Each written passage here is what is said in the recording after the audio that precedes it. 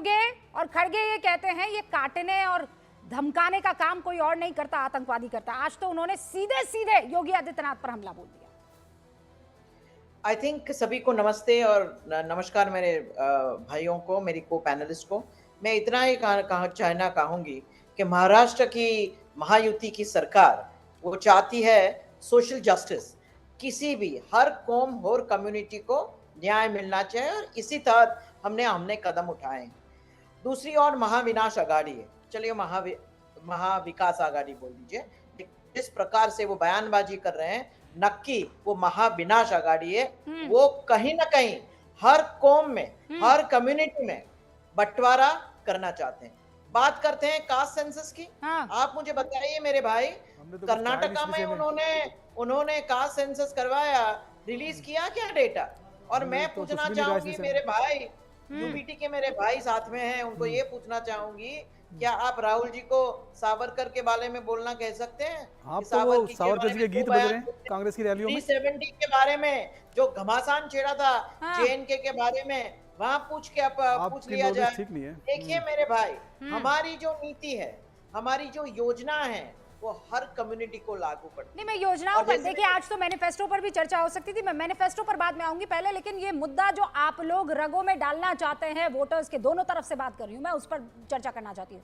जल्दी से जवाब दीजिए।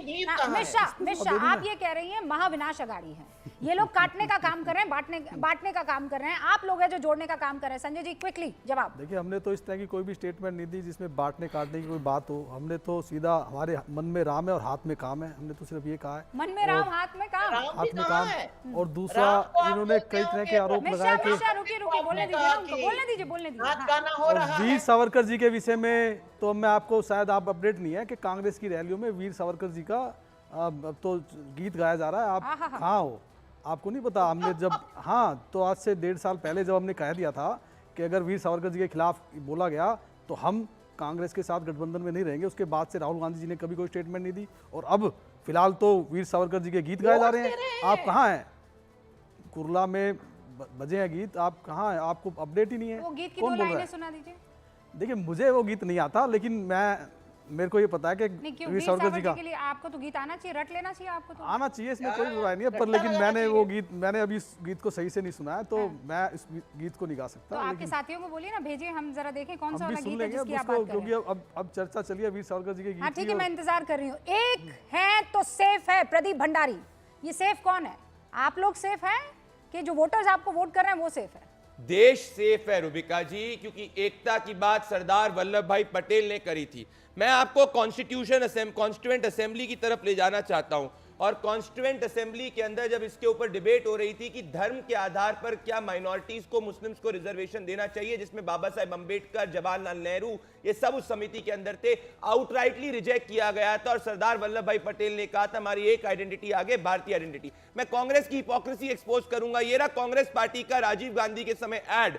अगर आप देखेंगे तब कांग्रेस पार्टी क्या कह रही है कि आपको वोट मेरिट के हिसाब से करना चाहिए। आपकी डेस्टिनी इस बात पे निर्धारित नहीं होगी कि आप कौन सी जाति के अंदर आपने पैदा हुए हैं, परंतु आप कितनी काबिलियत रखते हैं। और आज कांग्रेस पार्टी सिर्फ और सिर्फ जाति जनगणना हिंदुओं के अंदर करने की बात कर रही है। मुझे बताइए रुबिका जी, इन्होंने सैफरन टेरर को वापस से आगे शुरू किया है। योगी आदित्यनाथ जी का अपमान, ये भगवा का अपमान है। 26/11 के वक्त इन्होंने आरएसएस की साजिश, भगवा, आतंकवाद शब्द का प्रयोग किया था। अगर कोई भी सही हिंदू है उसको इसका अपोलोजाइज करना चाहिए। हम बताते हैं हम क्या चाहते हैं देश में। यह है एक बहुत बड़ी रिपोर्ट मोतीलाल ओसवाल की, जिसने कहा है कि देश टॉप 3rd अर्थव्यवस्था पहुंचने की तरफ बढ़ रहा है और टॉप 5 मार्केट इकोनॉमी में पहुंच चुका है। ये हिंदू समाज को बांटना चाहते हैं और रिलीजियस बेस्ड रिजर्वेशन करना चाहते हैं। मैं पूरी डिबेट में अनुराग जी का हाथ जोड़ के ताली बजाऊंगा अगर अनुराग जी ने बता दिया कि बाबा साहेब अंबेडकर ने कब कहा था कि मुसलमानों को धर्म के आधार पर रिजर्वेशन देना चाहिए पुलिस नौकरियों में। जल्दी से जवाब दीजिए। सबसे पहले इन्होंने बात की, चूंकि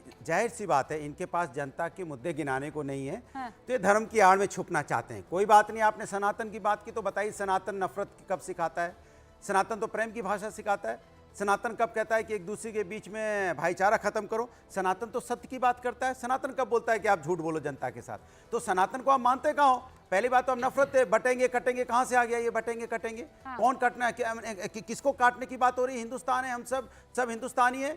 हिंदू मुस्लिम सिख ईसाई अगड़े पिछड़े, इसलिए हमने पीडीए की बात की। जो हमारी एक बहन बात कर रही थी सोशल जस्टिस, ये हम नारा लेके आए सोशल जस्टिस का, पीडीए का। पीडीए मतलब क्या हुआ? समाज के अंदर जो पिछड़े हैं, दलित हैं, अल्पसंख्यक हैं, जो पिछड़े अगड़े हैं, जो आदि आबादी है, पीछे छूट गई, उनको हमें समाज के मुख्यधारा में शामिल करना है और हिंदुस्तान को आगे बढ़ाना है। भाई एक आदमी बहुत तेजी से यहाँ पे बहुत तेजी से दौड़ रहा है, दूसरा व्यक्ति को भी अगर उसके साथ दौड़ाएंगे तो सब एक साथ दौड़ेंगे तो हिंदुस्तान आगे बढ़ेगा। हिंदुस्तान आगे बढ़ने की बात करते हैं, ये क्या कर रहे हैं? ये किस तरह की बातें करते हैं? ये बातें बटोगे तो कटोगे। अरे हम कहते हैं हम ना बटेंगे ना कटेंगे, हम जोड़ेंगे और हिंदुस्तान को आगे लेके जाएंगे। हिंदुस्तान के हर समाज को जोड़ेंगे, हर व्यक्ति को जोड़ेंगे और उनके दुख दर्द को समझेंगे। इसलिए मैंने इनको बोला था, ये भूल गए कि अखिलेश, नहीं एक सेकेंड, मैंने इसलिए इनको बोला था कि अखिलेश यादव एक सूरज है जिसको कहते हैं ना, जिसका गहरा रिश्ता मिट्टी से है। वो मिट्टी की खुशबू पहचानता है, मिट्टी की तकलीफ पहचानता है जनता की, वो किसानों का दर्द पहचानता है। इसीलिए वो आज मसीहा के रूप में गिना जाता है। और जनता ने 43 सीटें इंडिया गठबंधन को उत्तर प्रदेश में दी। गलत एग्जाम्पल दे रहे हैं। सूरज मिट्टी की खुशबू कैसे पहचानेगा? सूरज क्यों नहीं पहचाना? सूरज की किरणें जमीन पे पड़ती है तो आप सुनिए, सूरज की किरणें जमीन पे पड़ती है ना। क्या बात कर रहे हैं?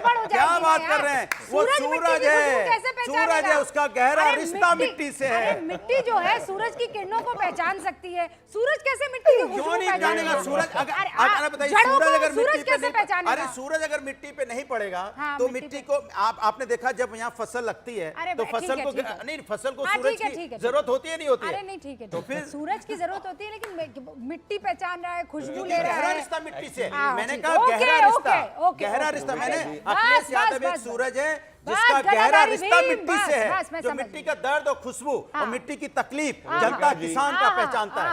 यही तो है। बस अब मेरी आंखों में से आंसू आ जाए, बस अब मैं समझ गई। हाँ रूबिका जी, मैं कह रहा हूँ इनने वो जो मोनोलॉग रटा था या याद किया था उसमें भूल गए थे, पर समझे नहीं थे। तो होता है ना क्लास में बच्चा रट के एग्जाम में पास होना चाहता है पर समझता नहीं, तो ऐसे अनुराग जी के मोनोलॉग हो गया। अनुराग जी मुझे बताइए, मैं आज पूरे डिबेट में आपके लिए खड़े होकर ताली बजाऊंगा और आप मुझे बता दे बाबा साहेब अम्बेडकर के संविधान में कहां लिखा है कि पुलिस वालों को, मुसलमानों, पुलिस फोर्स के अंदर मुसलमानों को धर्म के आधार पर प्रेफरेंस देनी चाहिए, रिजर्वेशन देना चाहिए? मुझे बता दीजिए आप, क्योंकि ये आपके एमएलए ने भी ये लिखा था, पृथ्वीराज चौहान को ये पत्र, और ये महाविनाश अघाड़ी इसकी प्रॉमिस भी कर रही है। मुझे बता दीजिए तो लो। हाँ, मुझे बस इसका बता दीजिए। आप ये बता दो कि कहां पे लिखा हुआ था इस संविधान में कि आप आरक्षण खत्म कर देंगे? कोई नहीं खत्म हुआ, 12 साल तक सरकार कोई नहीं, कांग्रेस पार्टी ने खत्म करी, कांग्रेस पार्टी ने खत्म करा था इमरजेंसी के वक्त।